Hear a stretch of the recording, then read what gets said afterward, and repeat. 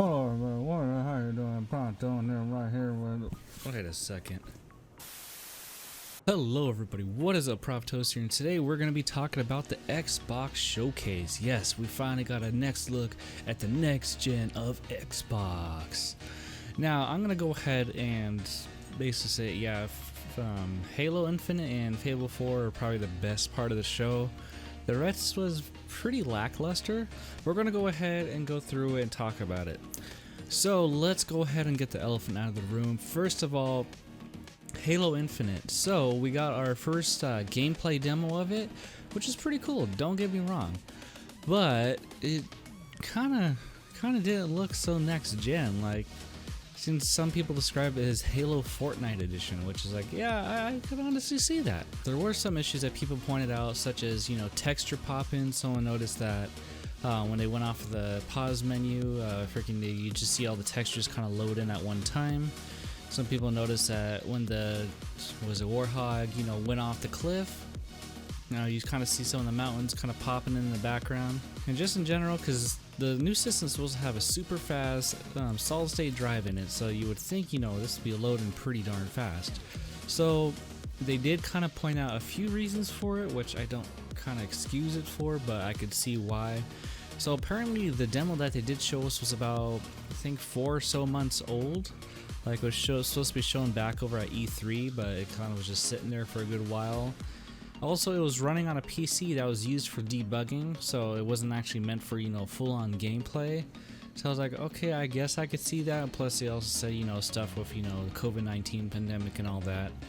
So I was like, alright, yeah, I could see that. But the only thing is, if you're going to make it a point to, you know, bring this whole showcase, showing off your brand new game and, you know, trying to hype people up for the Xbox, it's kind of like, okay, you want to bring your A game here, you want to make this look as good as possible. So who knows, like I said, this isn't coming out till like the holiday season, so we got a good amount of time before this actually comes out. And so who knows, by then hopefully it looks a little bit more polished. Like I said, I'm probably getting it for PC because we're gonna wait till after this whole thing to explain basically why I'm not really thinking of even getting the Series X. But like I said, we're saving that for later. So let's go ahead and go on to the other games that they did announce. So we finally, after, you know, what was it, such a long amount of time waiting, we got a new Fable game. Yes, so not much, you know, about what it's going to be about is showing off. It's not really, you know, showing off as Fable 4 or anything, but it is showing off as Fable, and it's made by Playground Games, so should be pretty good. I'm definitely curious to see what they're going to be doing. I believe they're the ones that are behind the Forza games, so the graphics should be pretty top notch. So who knows? I'm definitely excited to see what they're going to be doing, how they're going to be, you know, doing the storyline, and what they're going to be implementing this time around. Once again, this is going to be one I'm getting on PC since it's available on there. But yeah. So next we got State of Decay 3. This is a series I've heard great things about. I just don't know anything about it just because, you know, I just never played the games. But from what I've seen, it looks pretty cool. We got some zombie deers in there, so not gonna lie, pretty dope.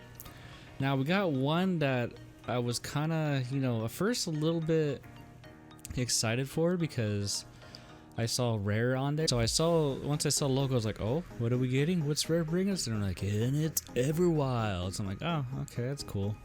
Which I don't think it's gonna be it's gonna be a good while until we actually see, you know, what exactly the game's about, because I don't even think they are they're still kind of figuring it out. So, but otherwise not bad. We also got kind of a little bit of the new Forza Motorsport game, so I mean that's kind of expected. That's kind of Xbox's staple go-to game. We got Tell Me Why.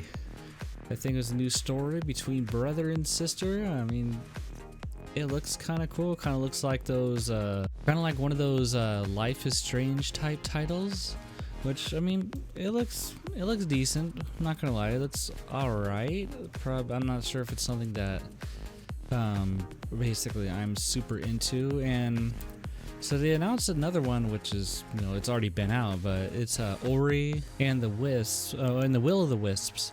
But this time it's optimized for the Series X, so it's going to be running, you know, at a pretty high frame rate. And Judging from someone who's actually seen, like, you know, this game being played on the freaking OG fat Xbox, yeah, it kind of, for whatever reason, it freaking chugged at some parts. Like, it would just be going like super low frame rate. So it's supposed to be running at a good 120 frames, which should make it look pretty dang awesome. Another one which wasn't really much of a super like, oh shit, this is gonna be awesome. I mean, it's cool. The game's great. So it's the new Outer Worlds Peril of Gorgon, or On Gorgon. Sorry, I'm doing horrible at pronouncing these. So yeah, it's another new, you know, DLC for it. I mean, it's cool. I mean, don't get me wrong, the game's freaking fantastic. It's cool we're getting some DLC, but it's kind of like, alright, well, that's already gonna be, you know, on the other systems that you own it on. So we got the new Grounded, which is the kind of new Honey, I Shrunk the Kids type title. This one actually does interest me because it does actually look like a pretty cool, like, you know, prospect to do. Looks like you kind of, you know, have to make your way through this backyard, kind of build yourself, like, you know, housing, weapons, protection. So not bad. I did actually get a crack up of how your how they advertise that first. Like, if you're looking for the top game, then wait for Cyberpunk. But if you're waiting for a smaller game, get New Grounded. So that was pretty cool. Another one that was just like, I was kind of like, why would this be the area to show this off? But it's Destiny's new Beyond Light DLC, which, yeah, hey, I love Destiny. I'm definitely excited for it, but it's like, oh yay, Destiny. Yeah, it's been on like literally everything by now, except for the Switch. But yeah, another cool one to see is Psychonauts 2. We got a cool little thing with freaking Jack Black playing the music, so that was actually pretty cool. I did enjoy that quite a bit. And it's kind of cool seeing the Psychonauts series actually come back again. So next up, we had another one called Stalker 2. Another series, I faintly remember it being a pretty popular one. I just never actually got around to playing it, but it definitely looks pretty cool. I definitely know people were hyped for that, so that's pretty awesome. We got Avowed, a new game by Obsidian, so that was cool. I haven't seen them put out something in a while. Initially, when I first saw it, I was like, oh shit, is this Fable? It looks like it could be Fable. I was like, no, it's not. But it still looks pretty interesting. So that's definitely one I'm going to keep my eye out for. We got Gunk, which they're the creators of SteamWorld. And then they basically decided, hey, check out our new game, which looks pretty cool. Pretty interesting one. And one that this one I actually did, you know, get excited for because it does actually look pretty cool. It's a pretty awesome idea. It's called Medium, or The Medium. So essentially you're playing as a character and you get to, you know, kind of, it goes between two different worlds, one looking like some sort of shadow world, the other one being like, you know, real time. And you kind of, you know, got to shift in between them or do both at the same time. So definitely really cool. That one is pretty dope. But of course, once again, that's going to be on PC, so it's not exactly a system seller. So, next one we got was Phantasy Star Online 2 New Genesis. So, this one I was like, okay, so it's basically an expansion for a game that's already been out on Xbox for quite a while. I mean, it's cool, don't get me wrong, but yeah, it's like, alright, we got a new expansion. That's pretty cool. Console launch exclusive. We got a new shooter called Crossfire X, or Cross X Fire. Yeah, I think it's just Crossfire X. So it looks cool. Looks like a cool little shooter. This one actually did surprise me because it was not available on PC. This is actually one of those ones that you can only play on Xbox. So that one actually did surprise me. I was like, all right, well, it's exclusive, but you can still play it on Xbox One. So, but all in all, still pretty dope. So I felt like some of their pre-show stuff was actually a little bit more interesting. So to start off, we got Dragon Quest XI S Echoes of Time Definitive Edition. So that was actually pretty cool because I initially thought that was supposed to be, you know, the Switch only, and I was like, oh shit, they're actually, you know, bringing this to other consoles. So they showed on the trailer that it was like coming to Xbox One, Series X, and Xbox One, and I think PC, but it is also coming to PS4, so everybody kind of gets, you know, that definitive edition, which is pretty awesome. Like I said, I'm probably not going to buy it since I'm pretty much at the ending on the one on the Switch, so I'm not really going to go back and invest another over 100 hours into the game. But definitely pretty awesome, so I was pretty actually excited to see that. It's cool that the Xbox users do actually get to, have a pretty dope JRPG under. Another one to show off pre-show. I don't know why they didn't freaking use this in the main show, because it looked freaking cool. It's called Exomecha. So this one I was like, alright, I am pretty fucking down for this, because it looks like, I don't know, kind of reminded me of Crysis a little bit. So definitely not too bad at all. It looks freaking pretty cool. I might actually want to check it out. And this is another one that is not on PC. It is actually either on only Xbox One or the Series X. So that is actually pretty cool. And I was like, alright, because, we're not really getting a lot of titles that are just for the Xbox only, and that's it. Next one we got Echo Generations, which was pretty decent. It kind of did remind me a little bit of Stranger Things at first when I initially looked at it. So I was going like, oh, okay, that's actually pretty cool. So not too bad at all. It does kind of look like some cool looking RPG type game with pretty interesting graphics. I actually completely dig it. It's kind of like 8-bit or 32-bit kind of style, but it's also, full HD and 3D, so I'm definitely digging a look at that one. Another one that they actually showed off, which kind of decent, it's called Balan Wonderworld. So it's another little one by Square Enix. So that one is another one that, okay, I will give credit, that one is actually only on Xbox One or Xbox Series X. So I don't know why they waited till the end of the generation to all of a sudden go like, hey look, we got exclusives now, check this out. So I'm like, alright, whatever Xbox, that's cool. But yeah, it's kind of like an interesting looking RPG. It's definitely more kind of kid friendly, kind of kiddie looking, so, but it looks like it'd be interesting, so not half bad at all. So that was about it for, all the games they showed off over on the Xbox Showcase. Like I said, some of these games really should have not been in the pre-show and should have just been in the actual presentation itself. So now is the main part I want to get at. So as of right now, I really don't see the reason for me to actually bother buying a Series X. Don't get me wrong, I loved Xbox, in the past. I loved the 360. That was a freaking great console. That was the initial console I first bought over the PS3. I did it in this generation.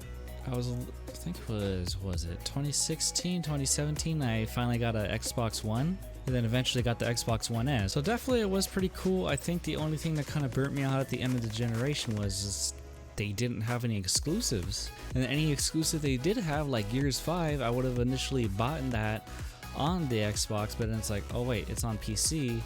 And for those who don't know, last year I just bought like a pretty, beefy gaming PC, so I got freaking plenty of specs to overpower the next gen console, so that's definitely freaking awesome. But the thing is, like, so since I got that, it's like, okay, so we got Gears 5, but then I can just get that on PC. And the same thing that goes for, Halo Infinite, Fable, let's see what else. The freaking half of the other games that they showed off, like, all of it's just going to be on, like, hey, I can get this for PC, or I can get it on the other older Xbox One. And the thing that kind of like I even just thought of now is like, why is it that once it hits the end of the generation, all of a sudden then they got exclusives that are specifically only for that console? I mean, that's kind of what you want to show off, is like, hey, you can only get this on Xbox, you can't get this anywhere else. But the only problem is, like, Fable, I can get it on PC. Halo, I can get it on PC. State of Decay, that's also PC. So it's just like, there's no real reason. Like, I mean, don't get me wrong. I mean, I'm pretty sure there's some people who don't happen to own a, big fancy PC. So maybe, yeah, those people are probably definitely going to want to get the Series X, especially if they like Halo. I mean, so yeah, that's definitely more for those people. But even then, Halo's going to be available on Xbox One. But the new Fable, whenever that does the release, we don't have any sort of release date, we just kind of had a cinematic trailer. That one is only releasing on the Series X and the PC. So, like I said, people who don't happen to have, a freaking great state-of-the-art PC or freaking beefy PC at that, yeah, that's going to be a game that you're going to want to get on the Series X, because, like I said, if you're a non-PC gamer and your exclusive console, yeah, that's some. But like for me, this generation, like I don't see any reason for me to get the Xbox. There's nothing that's specifically only Xbox or something that I can't just get on the Xbox One. So like I said, the press conference was definitely, I would say, lackluster, especially compared to, you know, what we saw over at PlayStation.